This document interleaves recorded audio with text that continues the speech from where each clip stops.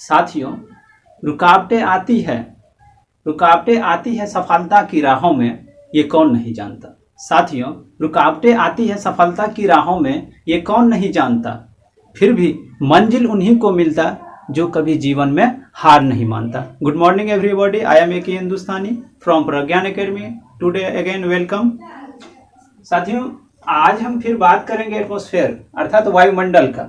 तो वायुमंडल का इंट्रोडक्शन जानने से पहले आज हम बात करते हैं वायुमंडल किसे कहते हैं। इससे पहले ये जानते हैं जो कि इस पृथ्वी पे, आखिर इस पृथ्वी पे क्या सब मौजूद है, क्या सब अवेलेबल है, क्या सब उपलब्ध है। तो देखिए, वायुमंडल, स्थलमंडल और जलमंडल, ये तीनों के बीच की जो भाग है उस भाग में जैव मंडल पाया जाता है। अर्थात हमारा आपका जो जीवन संभव है वो जैव मंडल के अंतर्गत जीवन संभव है।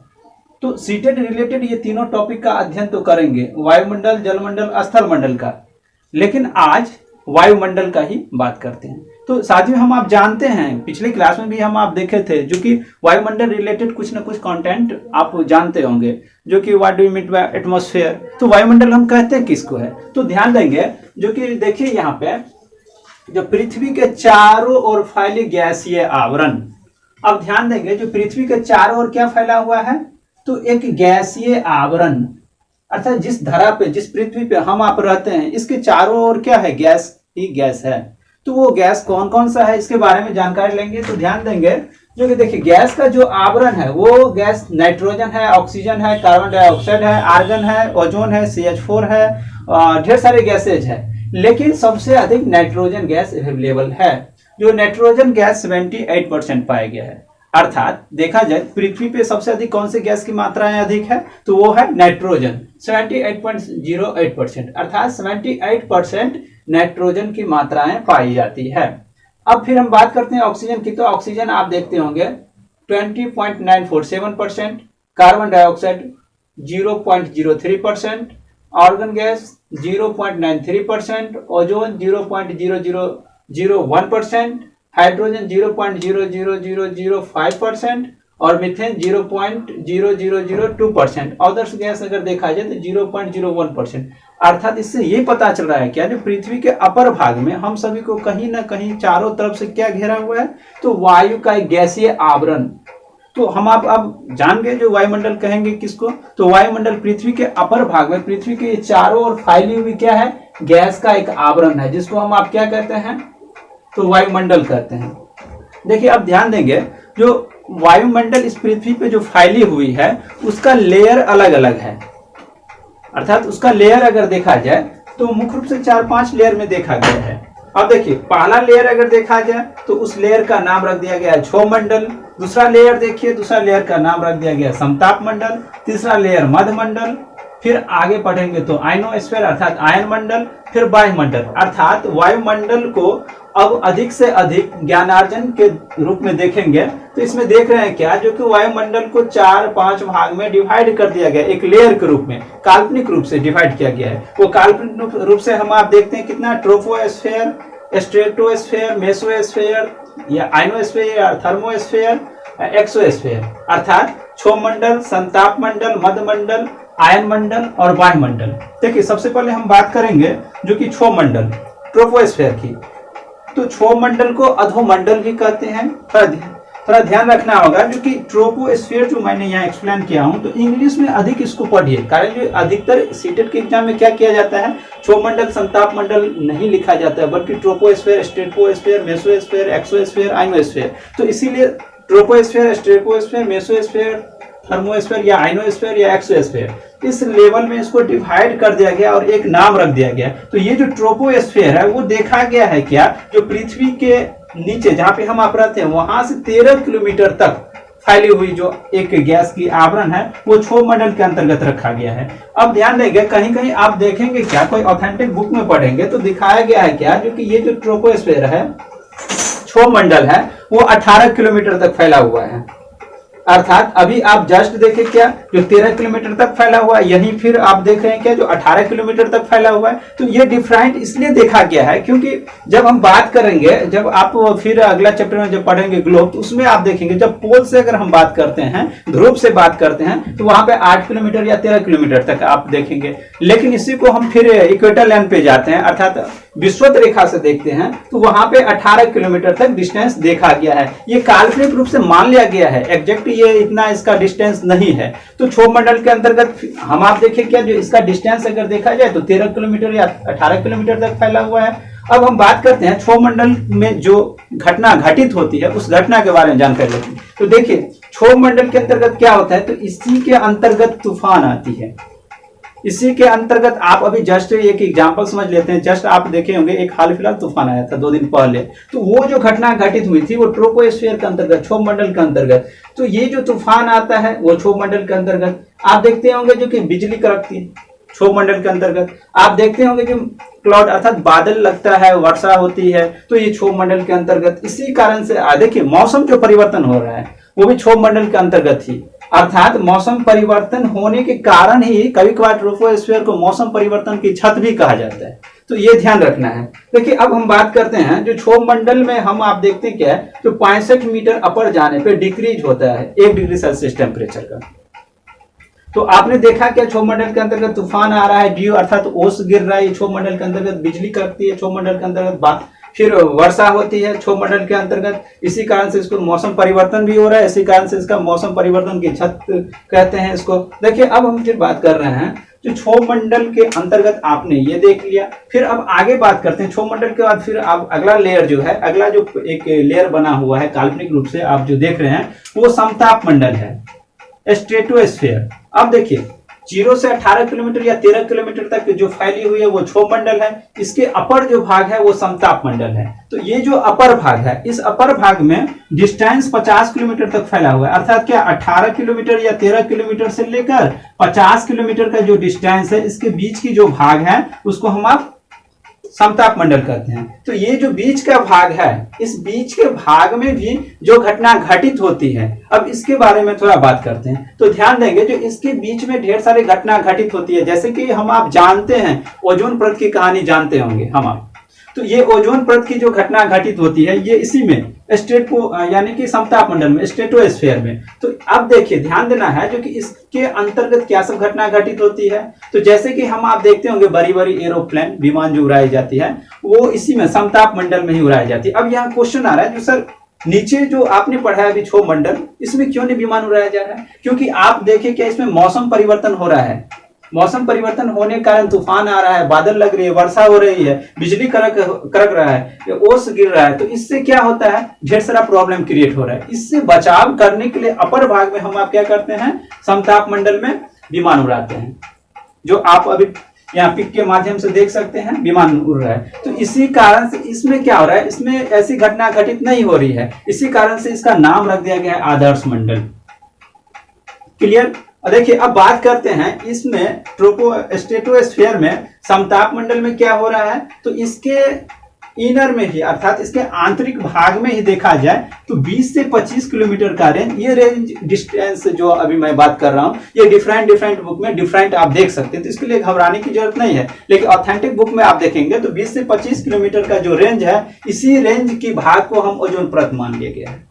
अब ध्यान देंगे ये ओजोन परत की कहानी थोड़ा हम समझते हैं। तो हम आप देख रहे हैं कि पृथ्वी के अपर भाग में जो सन दिखाई दे रहा है, सन का जो लाइट पृथ्वी पे आ रहा है तो डायरेक्ट रूप से नहीं आ रहा है, क्योंकि हम आप जानते हैं ये जो ओजोन परत है, इस ओजोन परत क्या कर रहा है, अवशोषित कर रहा है।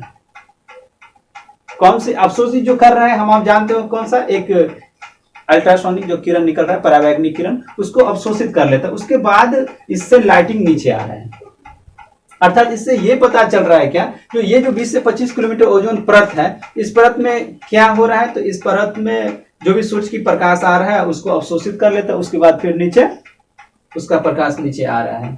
अब देखिए ध्यान देंगे ये जो ओजोन परत है, ये ओजोन परत में अब छिद्र दिखाई देने लगा है, जिसके कारण से ढेर सारी घटना घटित हो रही है। जैसे कि हम आप बात करते हैं ओजोन परत की, तो ओजोन परत हम आप देखते कहाँ है, तो यूएसए की एक जगह है अंटार्कटिका, वहां से दिखाई दे रहा है, जो कि ये जो लेयर है समताप मंडल, इस लेयर में दिखाई दे रहा है क्या, इस लेयर में दिखाई दे रहा है जो कि क्या कर रहे हैं, जो कि छिद्र हो गया है। और छिद्र होने के कारण डायरेक्ट रूप से प्रकाश पृथ्वी पे आ रहा है, जिसके कारण से हम आप देखते होंगे जो कि टीबी हो रहा है, देखते होंगे हम आप क्या करें, वो कैंसर हो रहा है, जिसके कारण से हम आप फिर देखते होंगे क्या बॉडी पे जो त्वचा रोग हो जाते हैं, ये सब इसका कॉज है, आप देखते होंगे। तो देखिए इसका कारण ये भी है जो CO2 की मात्रा अधिक है, CFC का क्लोरोफ्लोरोकार्बन की मात्रा अधिक है। हम आप घर में क्या करते हैं, फ्रिज यूज करते हैं, हम आप घर में सेंट यूज करते हैं, तो इस सब इसका इफेक्ट डाल रहा है, जिसकी वजह से ये छिद्र जो है अधिक और बढ़ रही है।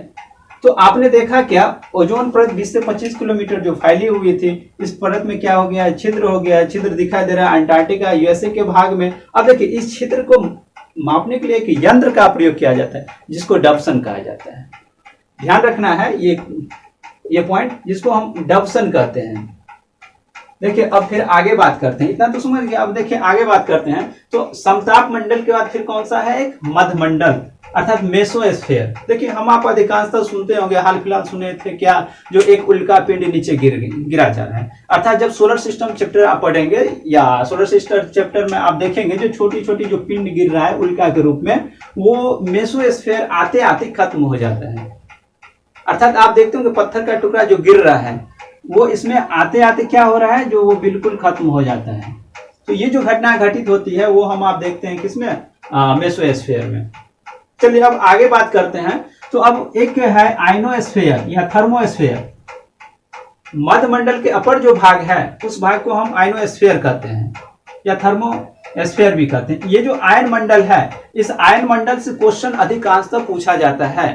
इस आयन मंडल में हम आप फिर बात करते हैं, जैसे कि आपने देखा मध्यमंडल, तो मध्यमंडल में आप डिस्टेंस भी थोड़ा बात कर ले। डिस्टेंस में आप देखेंगे तो यहाँ 50 से 80 किलोमीटर तक रेंज है इसका, अर्थात 50 किलोमीटर से लेकर 80 किलोमीटर तक इसका जो फैली एक रेंज है, उस रेंज को हम मेसोस्फीयर मानते हैं। अब देखिए आगे बात करते हैं आइनोस्फीयर का। तो आइनोस्फीयर के अंतर्गत हम आप फिर क्या देख रहे हैं, इसके अंतर्गत देख रहे हैं क्या, जो भी ये जो पृथ्वी है, इस पृथ्वी पर हम आप क्या कर रहे हैं, रेडियो देख रहे हैं, टेलीविजन देख रहे हैं, मोबाइल यूज करते हैं। तो ये जो काम कर रहा है, एक वेव निकल रहा है, एक तरंग, आयनिक तरंग जो निकल रहा है, जिसको हम रेडियो वेव लेयर में देखते हैं, एफ लेयर में, ये सब जो देखते हैं। तो ये जो वेव यहाँ से निकल रहा है वो इस भाग में आने के बाद पुनः पृथ्वी पे रिटर्न हो रहा है। इसी के माध्यम से हम आप रेडियो टेलीविजन ये सब चला रहे हैं। जैसे एग्जांपल में समझिए, इसके माध्यम से हम आप क्या करते हैं, टेलीविजन, रेडियो, ये सब जो भी यूज कर रहे हैं पृथ्वी पर, तो यहाँ पे हम आप देख रहे हैं जो एक यंत्र लगा हुआ है। अब थोड़ा बात करते हैं हम संचार, सैटेलाइट का बात करते हैं।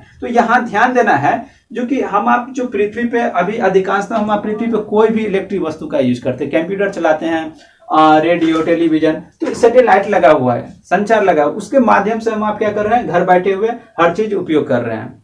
तो ध्यान देना है, ये सैटेलाइट आयनो मंडल में तो पाया गया है, अर्थात क्या कहते हैं, ताप मंडल, जिसको हम थर्मोस्फीयर बोल रहे हैं, इस मंडल में पाया गया है। लेकिन कभी कभार ये भी देखा गया है जो कि इसके अपर भाग में भी, अर्थात इस सैटेलाइट की बात की जाए तो जो इससे बड़ा बड़ा सैटेलाइट, ये तो छोटा सैटेलाइट एक एग्जांपल, इससे बड़ा बड़ा सैटेलाइट है जो अप्रॉक्स में 36,000 किलोमीटर डिस्टेंस पे लगाया गया है अपर भाग में सैटेलाइट।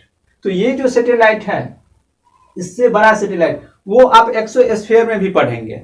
तो ध्यान देना है, जो एग्जाम में क्वेश्चन पूछा जाता है सीटेट में, तो यहाँ पे अगर आइनोस्फीयर नहीं रहेगा, सैटेलाइट अगर लिखा रहे, तो आप एक्सोस्फीयर लगा सकते हैं। क्लियर। देखिए अब बात करते हैं जो सबसे अपर भाग जो है, यहाँ तो आप देख लिया आइनोस्फीयर, आइनोस्फीयर का डिस्टेंस देखेंगे तो यहाँ से 80 किलोमीटर से लेकर 640 किलोमीटर तक। अब इसका अपर भाग से 640 किलोमीटर से जो अपर भाग है उसको हम एक्सोस्फीयर मान लिया है।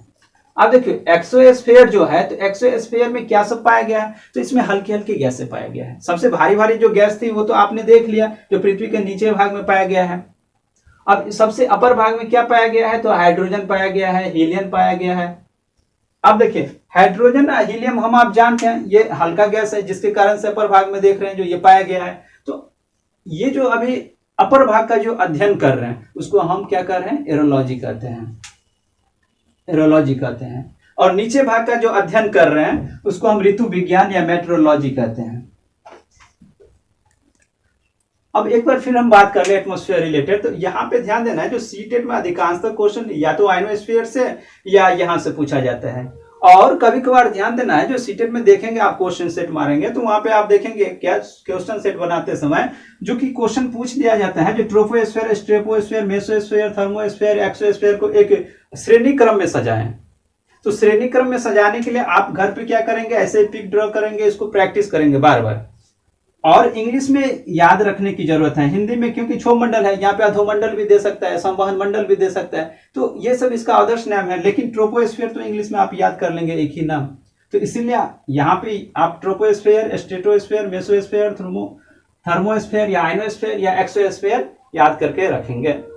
अब देखिए, अब ध्यान देना है, जो वायुमंडल रिलेटेड आपने देख लिया जो कि इतनी घटना घटित होती है, तो वायुमंडल में अगर इतनी घटना घटित हो रही है तो कौन कौन सा पॉइंट इंपोर्टेंट है उसको मैं हाईलाइटिंग कर रहा हूं। देखिए, ये जो आप विमान वाला देखिए, ये विमान वाला घटना ये समताप मंडल में हो रहा है, ये ध्यान रखना है।